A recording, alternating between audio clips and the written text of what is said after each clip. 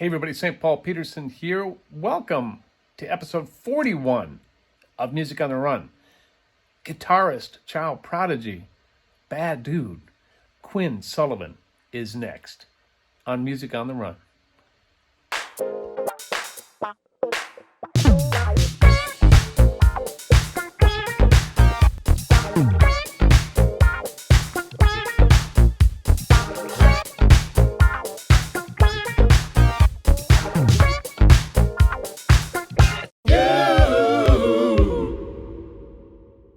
Hey everybody, St. Paul Peterson here, and welcome to episode 41 of Music on the Run. Hey, it is a 10 in Minnesota right now. This is why we wait, those 10 months of winter for the 2 months that we get of summer, and it is glorious outside. Been running, having a ball, having pool parties, barbecues, you name it. We're having a lot of fun.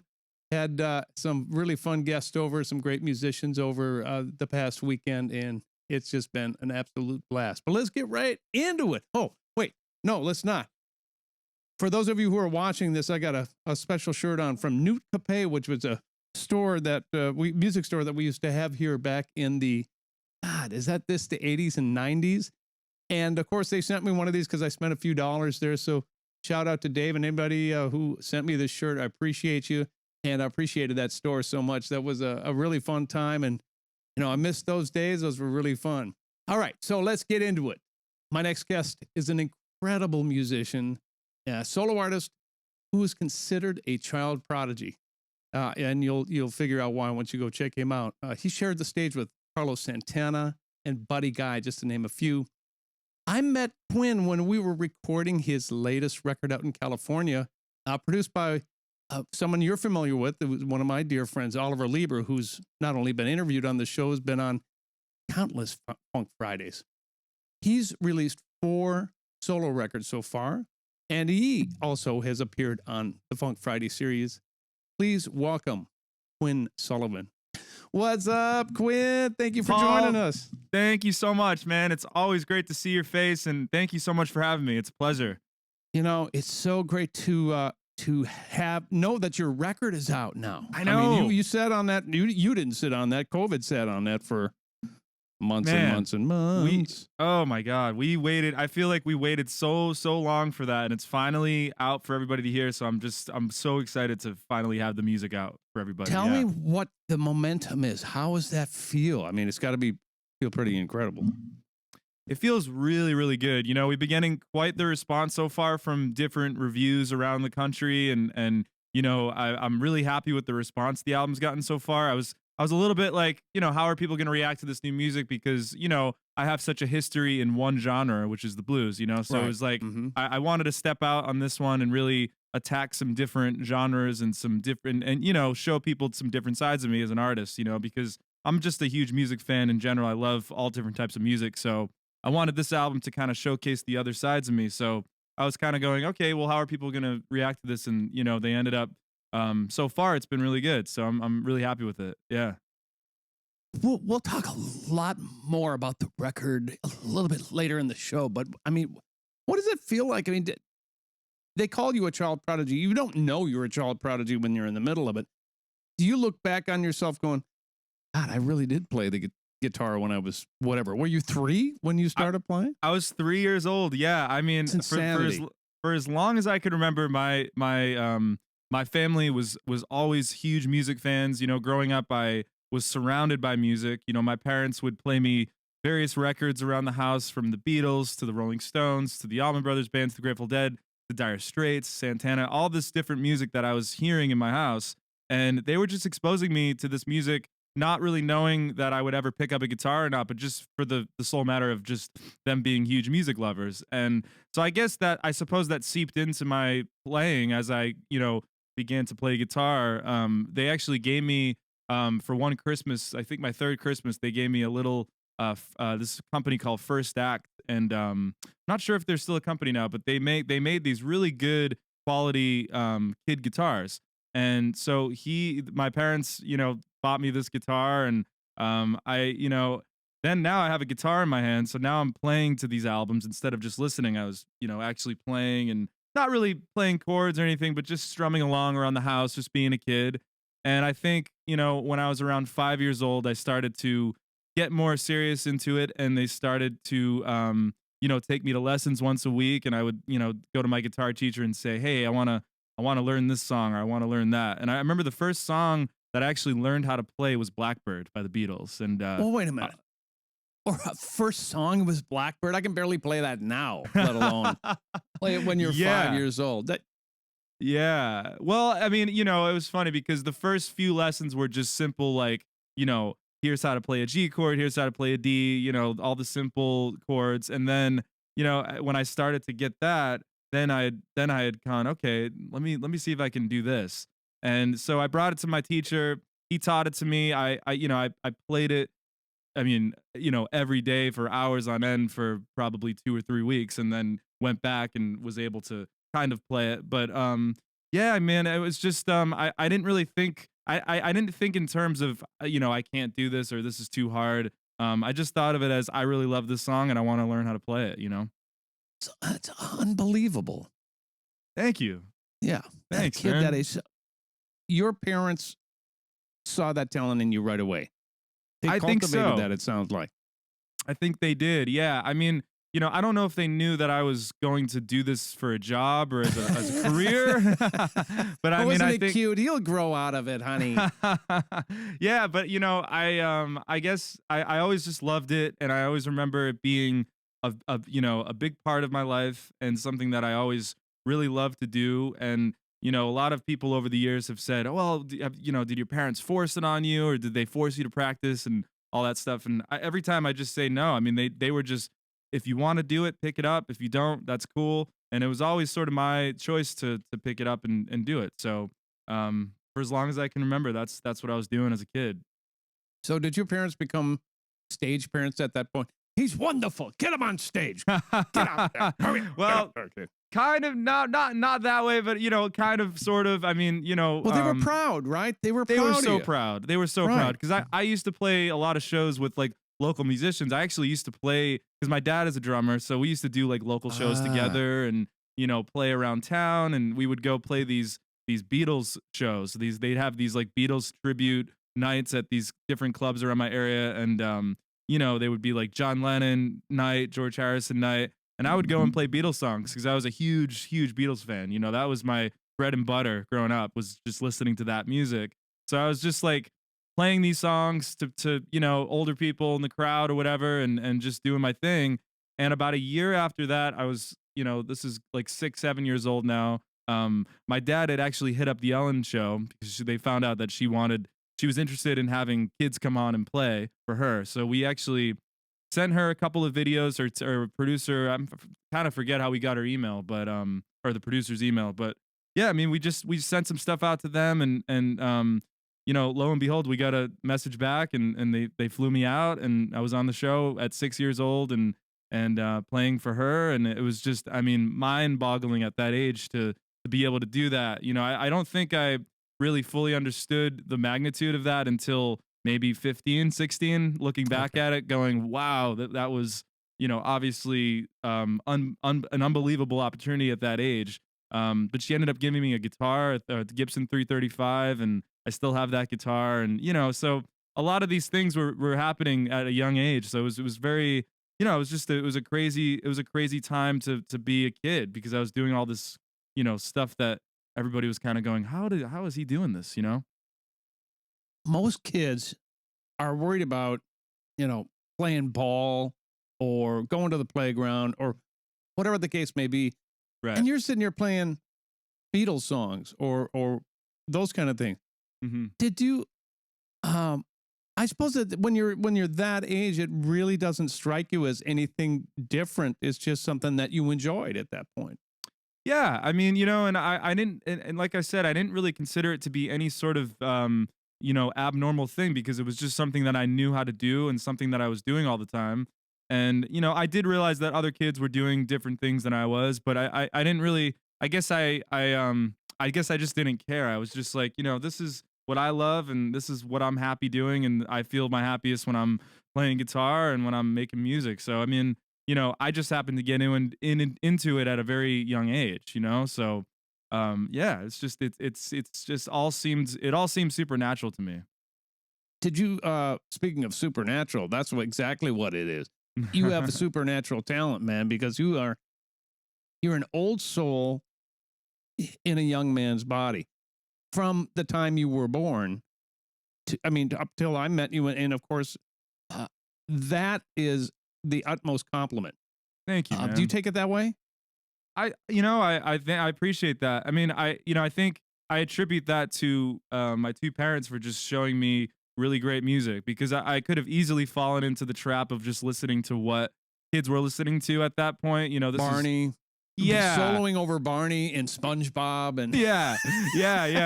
Which I was watching, by the way. well, that's good. I was I would hope definitely so. watching all that stuff as a kid, and very, majority of my whole childhood was very normal. I went to normal school as a kid. I did the whole public school thing, and never once did my parents ever want me to live this fantasy life that only exists, somewhere far away. I mean, it was just very, very normal. The only thing that wasn't normal was that I was able to play guitar at an early age, and I was, on national TV, obviously, and Right. that stuff was happening. And this is also when YouTube was starting to become sort of a thing too. So that video actually racked up quite a bit of views, and it got a few million hits on it. And I remember, people just becoming interested just for that purpose of, wow, he's got this many views online, and he's this young kid playing guitar. And so yeah, I mean, it's definitely it was, like I said, it was just a crazy time. Yeah. It's just natural ability, and you were just doing what you thought you wanted to be doing. And it is natural. That's it. You were playing because you wanted to play. So Yeah. I need you to walk me through your parents taking you to see Buddy Guy for the first time. Absolutely. Yeah. So it was actually, we found out that Buddy was coming to a theater about 15 minutes from my house called the Zyterian Theater. And, I had first seen Buddy Guy on a video or a DVD called Eric Clapton's Crossroads Guitar Festival, which is, if anybody doesn't know what that is, it's a festival that Eric Clapton puts on every 4 to 5 years, and he has all these guitar players come and play. And I think this one was the one they did in Dallas in 2004. And I just remember watching that and seeing Buddy on stage, and, seeing him walk out and just being totally like blown away by not only his guitar playing, but just his stage mannerisms. And I felt like he just had total control of the entire stage. Like every guitar player was looking at him. And I don't know, as a kid, I was just kind of blown away at that, and never really seen anybody do that. So as soon as we found out he was playing, 15 minutes from my house, I was like, Dad, we have to go. We have to go see this guy play. And so we got to go, and we bought tickets, and we were hanging out at the show, and we knew some people at the theater that worked there. So they were able to get us backstage, which was really cool. And we went backstage, and there he was. He was sitting. I'll always remember this. He had like an American flag long sleeve shirt on, and he had the hat, and just the gold jewelry, the watch, the whole thing. And I just remember seeing this man and just being like totally 8-year-old kid shy, probably said 2 words to him at that time, and didn't really know what to say. But he asked me, I brought my little Squire Fender Strat with me for him to sign, and he signed it for me. And, I played him a few licks on the guitar, and because he wanted to see if I could play. He's like, who's this 8-year-old kid coming to my dressing room? Check him out. Right. And so I did, and apparently he was impressed with that. And later that night, he called me on stage, and he literally, right from the crowd, I went on stage. I was sitting in maybe the 10th row, and he called me up, and I played the last half an hour of the show with him. And and it was so full circle for me, because it was my hometown, and a lot of people had known me probably at that show, and it was just a highlight. And like at 8 years old, you never know what events will change your life forever, but that night totally changed my entire life. I mean, musical life, for sure. I mean, forever. I mean, from that, for the next 10 years of my life, I was literally, going from just playing locally to playing all over the world, and being able to tour with Buddy, and he's brought me all over the world and all of this stuff. And so I owe so much to Buddy Guy for all of his support and the mentorship that he has given me, the last 10 years. So you moved from playing Beatles songs into playing the blues with Buddy Guy. That's a pretty big jump. Yeah. And I heard you play the blues, and it is authentic. It's again natural for you. Was that somewhat of a conscious switch for you to go into that kind of thing, or was that just something he introduced you to and showed you the ways, he mentored you through that? Explain to me how you made that switch into playing more of the blues for at least, that period of your life. Well, I mean, I think it was just, I think I just naturally just did it because I was now, being exposed to all of this blues music through Buddy Guy. And, he would turn me on to different records and different artists, that I had never heard of before. I mean, I didn't know who Muddy Waters was. I didn't know who like Howlin' Wolf was and, Sonny Boy Williamson or John Lee Hooker, any of those guys, until I met Buddy. I mean, he would tell me stories. I mean, I like to say, like, whenever you're around Buddy or whenever I've had the privilege of being around him, it's always to me like going into like a college history class, because it's like every single time you're in his presence, he always has a different story to tell.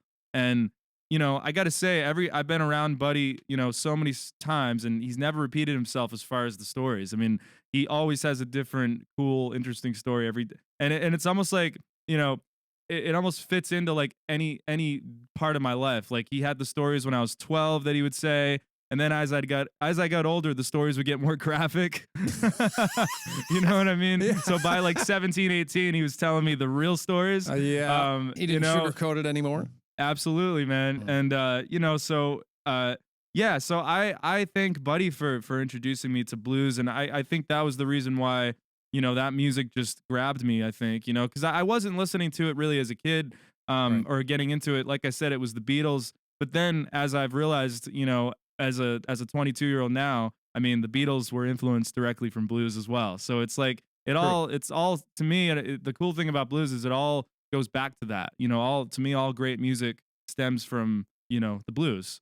So yeah, it was just one of those things. It was a natural progression, and I just I started listening to it a lot more and getting more into it, and yeah, absolutely. I'm curious about going on the road at that age. How does one do that? I mean, how old were you when you went on the road with Buddy? First tour was, I think I was 9 years old, actually. So yeah. Wait a minute. So do you have to take the whole entourage, the whole family? How does that work exactly? Well, my dad would travel with me. He actually still travels with me to this day. He works with me a lot now. So, but yeah, it was just me and him. My mom would stay home, and she had a day job, so she'd work and stuff, and she'd come out to local shows, but she wouldn't travel with us. It would just be my dad and myself, and we went out, and it was it was so cool because Buddy and his whole crew, they just opened me to their world. You know what I mean? There was no like you got to do this and this to get into this club that we're in. It was Right. like very open arms, and I'm super I feel super grateful for that, because I know a lot of times that's not necessarily the case, especially for young people to get into this business. Sometimes there's a lot of odd people in this industry that try to really in and do all that stuff, and I learned that later on in life. But when I was 9, 10, I mean, like, I definitely was being exposed obviously to larger audiences because Buddy was playing for 1,500 to 2,000 people a night at that time. So it was a whirlwind experience. But I guess as a kid, I wasn't necessarily thinking too hard about it. I was just doing it, and I think Right. it was just like, oh, we got these shows, cool, let's go do them, and we're invited to this, cool, let's go do it. And obviously I knew it was cool, but I didn't necessarily realize it fully until I was much older. So Did you have to bring your schoolwork on the road with you? Because you said that you remained in your regular schools back in Mass. Is that right? Yeah. So I mean, I did, like when I would, it didn't really come into effect really until probably middle school, high school, especially high school. Middle school was easy to get around and do some book report assignments and call it a day. But I think once I got to high school, things obviously get harder and more challenging. So yeah, I mean, I was lucky enough that a lot of the people that, or a lot of the teachers that I had were also ended up becoming fans. So it was easy to you Right. know, not get, I wouldn't say I got by without doing stuff. They would definitely hold me accountable, but definitely more like, okay, do this, this, and this. If you get this done, you'll be okay. You know, so I would, but I was always a good student. You know, I always got A's and B's, occasional C's. You know, like I was pretty good student. So I guess I didn't have much difficulty with that. You know, with that part of it, as some kids may be doing. You know, so yeah, it was definitely one of those things for me that it seemed easy, but I'm sure, you know, as I think about it now, I'm sure there were challenging parts of it, but you know, I got through high school and I graduated with my class, so I'm proud of that, you know. Yeah. That's right. Yes. Do you feel like you missed out on any part of just being a kid, or was it just completely exactly what you should have been doing and you didn't miss a thing? I think it's the second thing you said. Yeah, I think it's exactly what I should have been doing, because you know, when I came home from all of these trips and all of these touring experiences, I was just a kid. You know, I was just a normal, you know, 8-year-old, 16-year-old, 17-year-old. Like I was just a normal kid coming back and going to school. And I was very lucky to also have very close friends that didn't think of me any differently from what I was doing.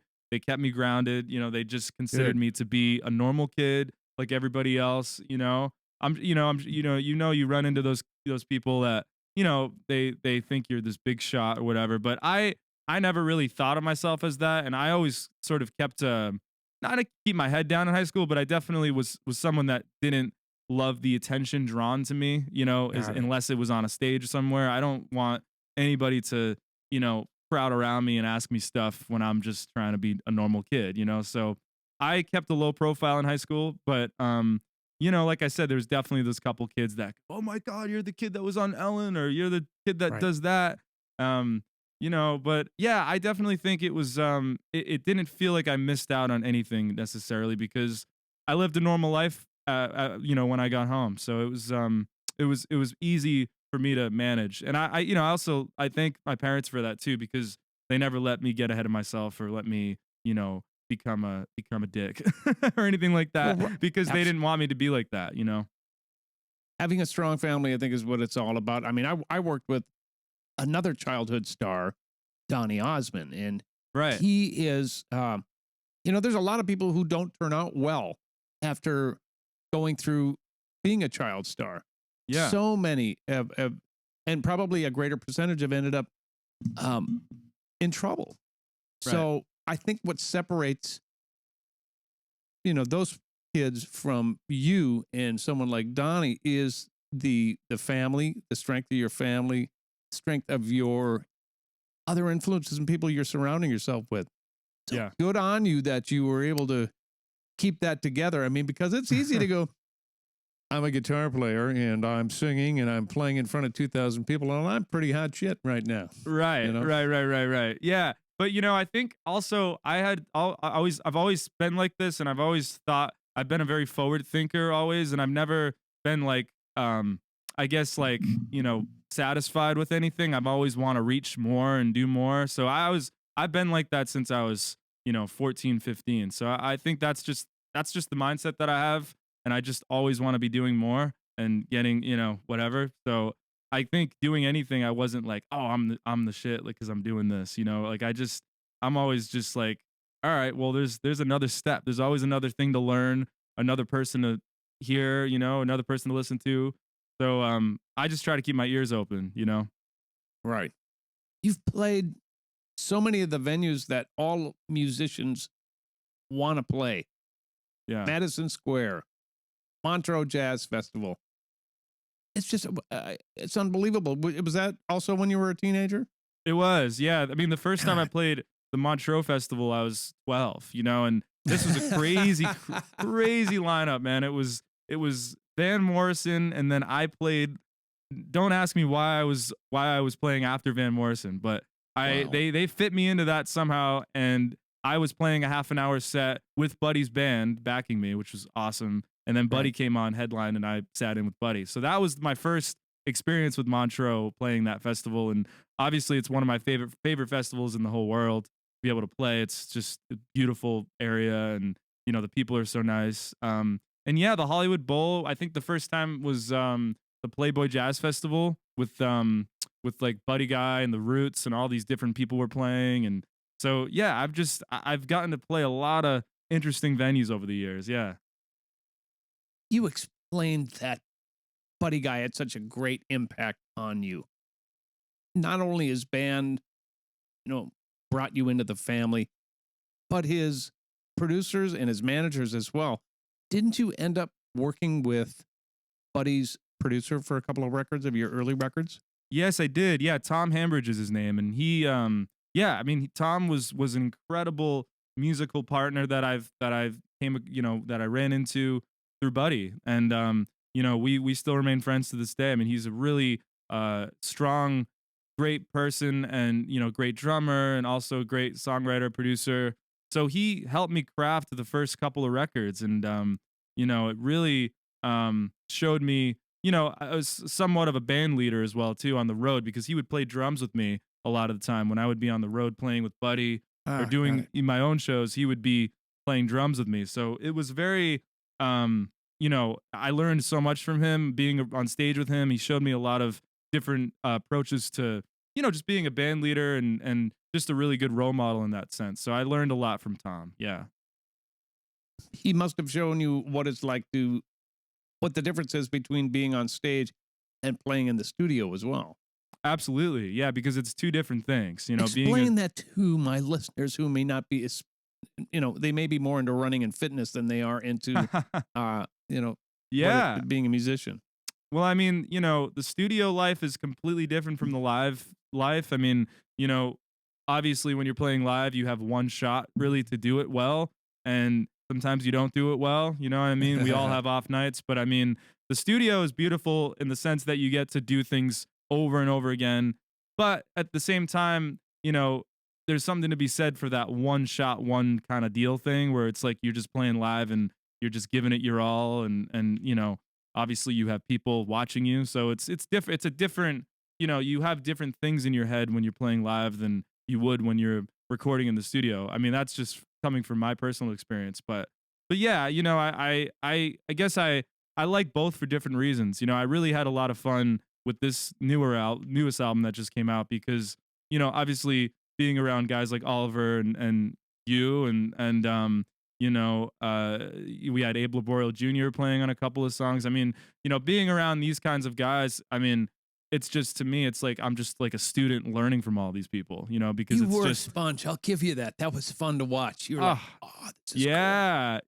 Yeah, it was so cool, and I enjoyed it a lot. I enjoyed the process a lot, and it was the first time that I really co-wrote every song on the album, which was really fun to do, and obviously a big milestone for me as a songwriter. So, well, now you got something to talk about. You're 22 now?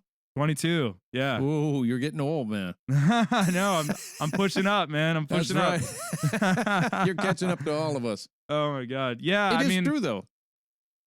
You got to have some life experience before you really know what you want to talk about. And do you feel that you're able to guide the direction of your artistry now that you're the age you are? You have your own direction rather than someone going, I'm going to write this for you because I think this is where you should have been. I'm assuming that's kind of what happened to the previous records. Yeah. But now you're taking some control of the direction. That's got to feel kind of good to you. It's got to, yeah. I mean, it feels very, very liberating. I mean, I had a couple of songs that I helped write, but nothing as much as I did with this newest one because, like you said, I mean, you need to experience life to even figure out what artist you want to be, because at 14, I had no idea what I wanted to be and what I wanted to say. I mean, like, I was just, lucky enough for all the opportunities that I was getting along the way through Buddy Guy and people like that. But, as far as what does Quinn Sullivan want to be doing, I really didn't know. So I had to figure, that was between like 18 and now, just figuring out what I wanted to say, what I wanted to be, what do I want to sound like. And, I think through making this new album, I was able to navigate that a lot more and figure that out, and really think about and reflect on what I wanted to say, and because I love the blues, but I knew that I didn't want to stop there. I Right. knew that I wanted to do other things and reach other goals that I had in mind, for musically. So I think through this album, and through the help, of course, of Oliver, I mean, he really helped me do that, and find myself a little bit more. Were you nervous when that you would be accused of abandoning your core audience? Did that even cross your mind, or were you like, nah, they're coming? I'm not worried about It definitely did. There was a lot of points of me going, well, is this the right thing I should be doing? I don't want to be, alienating people that have been around for 10, 15 years. But I think as an artist, I think the thing that I've learned the most is you have to grow, and you have to do, I mean, if you're not happy doing something that you're doing, then no one else will be happy. I think you have to be the one that's really happy and satisfied with the music that you're making. And I just felt this is naturally just, this is where I want to go, and this is really what I want to take this music, And yeah, so I think I did think about it a little bit, but I think the people that really love you will stick by you, and the people that love you because you're only doing this, I mean, that's if they leave, that's cool. Yeah, the thing that most people don't realize is that it's called the music business. And you, being a young man, I'm sure were put into situations that you were like, what is going on here? How did you navigate the business aspect of the music business?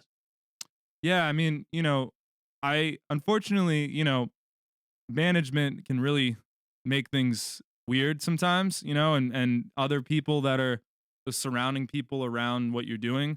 And I think I definitely ran into some of that at 18, 19, and just being, around people that weren't necessarily my best interest, and I had to learn, what feels right and what doesn't feel right.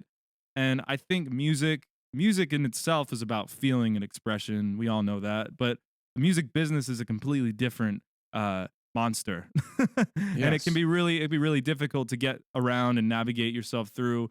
And also simultaneously, I'm also now this is 18 years old, just turned 18. I'm now not a prodigy. I'm not a kid. I'm an adult.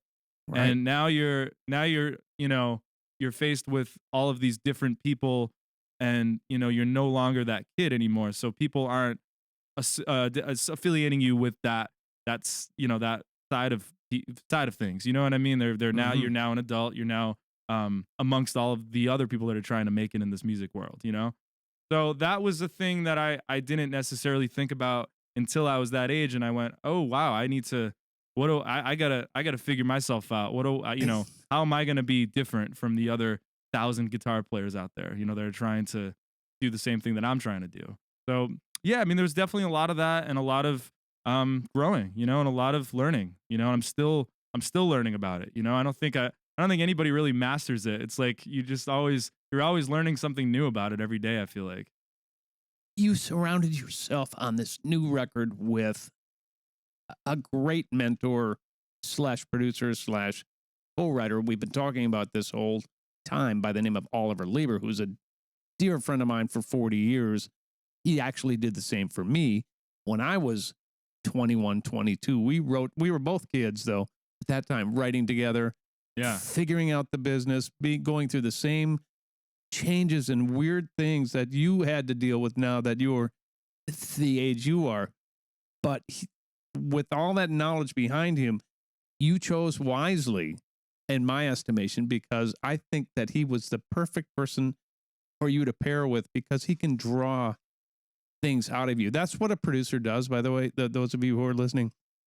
A producer's job is not only to make a great quality record, but it's how you make that record. How do you make the artist and set them up for the road they should be on?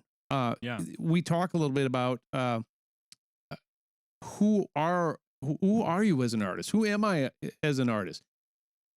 That's one of the toughest things, I think, for any musician or artist to figure out is, who am I? I have these influences. I have Buddy Guy. I have Muddy Waters. I have Eric Clapton. I have these different people. But who is Quinn Sullivan? Who is St. Paul Peterson? And Oliver, I think at the age you were at when you met him, did one hell of a job of pointing him in a new but not totally new direction. Yeah. Tell me about your relationship with Oliver. Sure. Yeah. I mean, Oliver, he's so talented and so really just so great at doing that. And I first met Oliver in 2018. And my record company actually set me up for a writing session with him. And I flew out to California to his house and we met for the first time. And I think immediately we just started talking about music and started talking about our influences and, sort of getting to know each other in that way. And, I played him some stuff that I had been writing for a little while and some voice memos on my phone. And, he played me some stuff as well. And we ended up writing a song that day, called She's Gone that ended up being on the album, obviously. And that was the first song that we wrote. And I think I just immediately knew from the first day working with him, I was just like, this guy knows what he's doing. This guy is cool. And he comes from a really good musical background. And he comes from a very soulful place that I was trying to get to, and I didn't really think I had gotten there yet on the last couple of records that I was doing.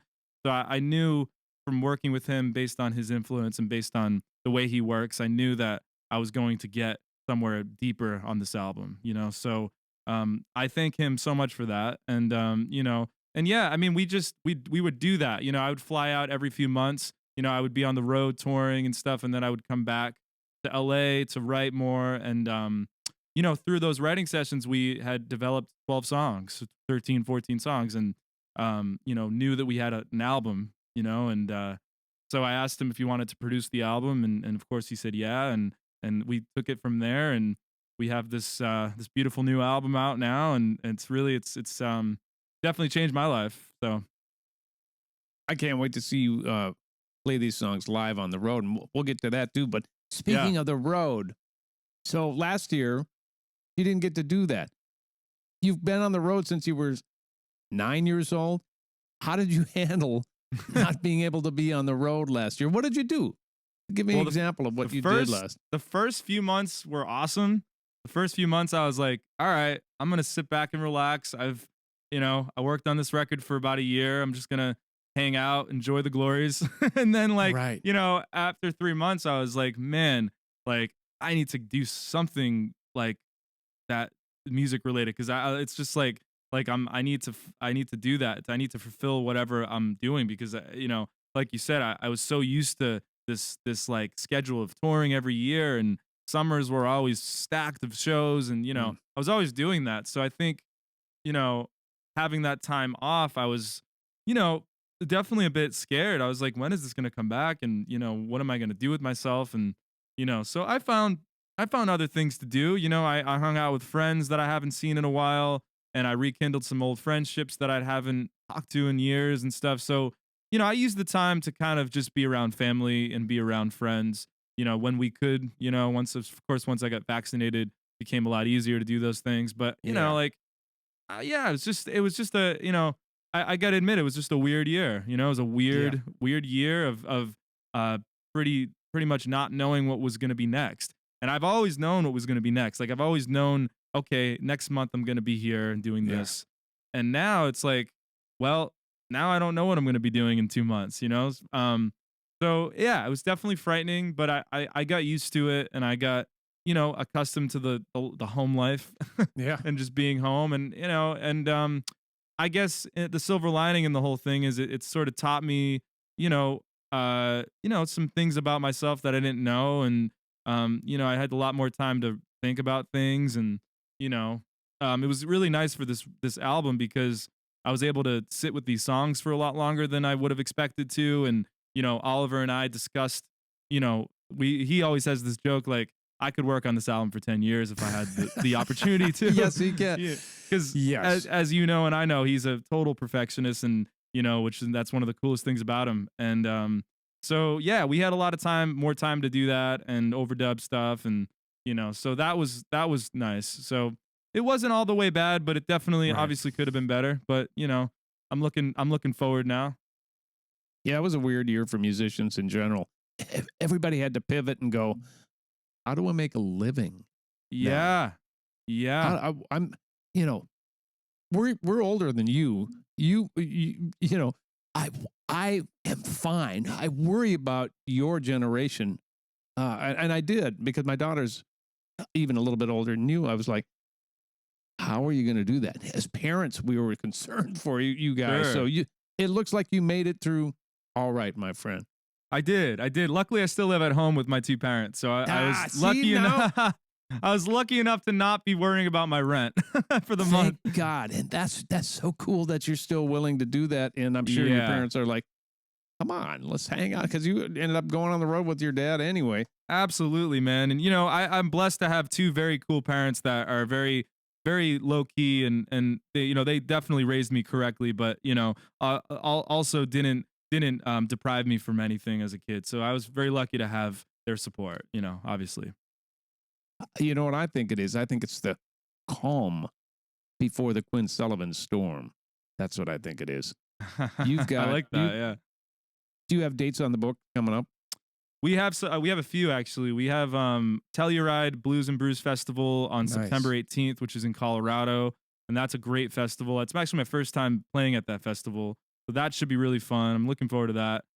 We have another festival that I'm playing in August 21st at a festival called Hike to the Mic in Connecticut, and we have a lot of other things happening and being confirmed right now. Just nothing's been announced yet.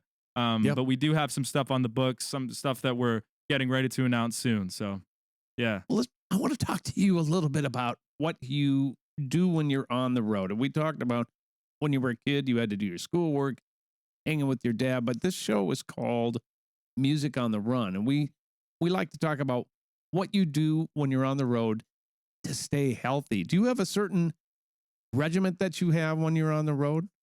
I try to go for, I at least try to get 30 to 45 minutes of some sort of exercise every day. I think that's super important for not only your body, but your head, to make sure you're mentally staying good. Right. And I try to do that. I like to just if we're at like a hotel, there's a gym. I like to go to the gym and just do some weight training and some lightweight training. I'm not Arnold Schwarzenegger, but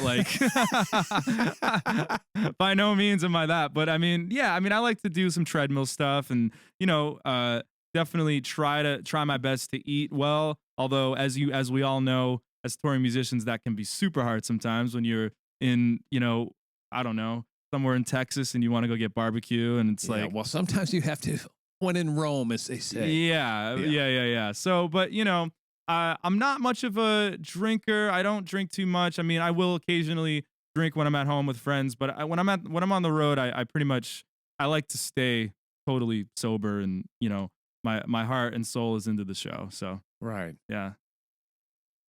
You said that helps you, not only you physically, but it helps you mentally. I know that when you're on the road, especially if you are the star, you not only have bus trips. I mean, if those of you listening, if you don't know it, most of us travel on a bus.